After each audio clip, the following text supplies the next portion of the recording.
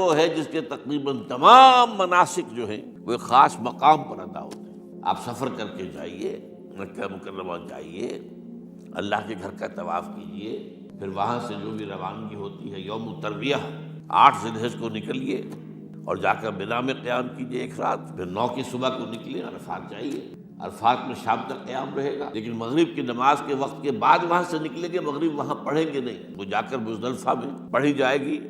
عشاء کے ساتھ ملا کر، چاہے کتنی دیر ہو جائے۔ بہرحال یہ ساری چیزیں ایک خاص مقام کے ساتھ ہیں، منسلک ہیں، ہر جگہ پر یہ ادا نہیں ہو سکتی۔ اب اس میں دیکھیے حکمت نظر آ رہی ہے، چونکہ حج جو ہے ایک خاص جگہ پر ایک خاص مقام سے وابستہ ہے، اس کے ساتھ جو عید الاضحیٰ وابستہ کی گئی ہے، یہ گویا کہ حج ہی کے ایک رکن کو پھیلا دیا گیا ہے۔ قربانی جو مناسک حج میں بڑی اہمیت کی حامل ہے، اسے عام کر دیا گیا۔ تم مدینے مکے تو نہیں پہنچ سکے ہو، لیکن یہاں پر قربانی کے اندر تو شریک ہو جاؤ۔ اور بعض مشابہتیں اور بتائی گئی ہیں کہ ذی الحجہ کا چاند طلوع ہو جائے تو اس کے بعد حجامت نہ کراؤ،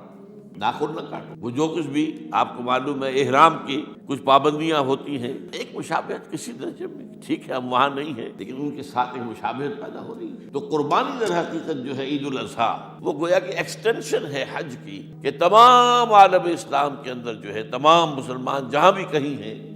وہ حج کے اس ایک منسک کے اندر شریک